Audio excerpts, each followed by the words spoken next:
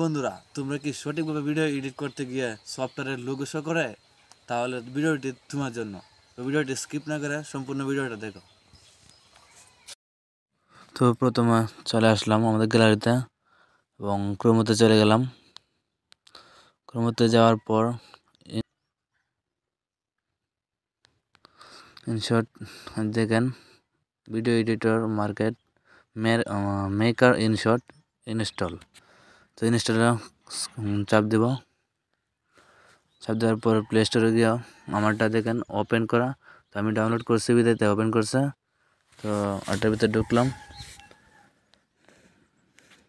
তো ভিডিও চাপ দিলাম। ভিডিওতে চাপ দেওয়ার পর এখানে আমার গ্যালারিতে নিয়ে গেল।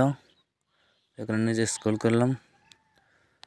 তো এখানে আপনার যেটা পছন্দ সেটা মানে সেই ছবিটা নেবেন, নিয়ে এডিট শুরু করবেন। তো আমি এখান থেকে একটা ছবি নিলাম। তো এখানে দেখতেছেন এই কর্নারে ইনশর্টের লোগো। তো এটা ফ্রি রিমুভ, এখানে চাপ দিবেন, একটু ওয়েট করতে হবে। ওয়েট করার পর দেখেন চলে আসলো ভিডিওটা। তো এখান থেকে স্ক্রল করে ভিডিওটা লেয়ারের উপর চাপ দিলাম, তারপর স্পিডের উপর চাপ দিলাম।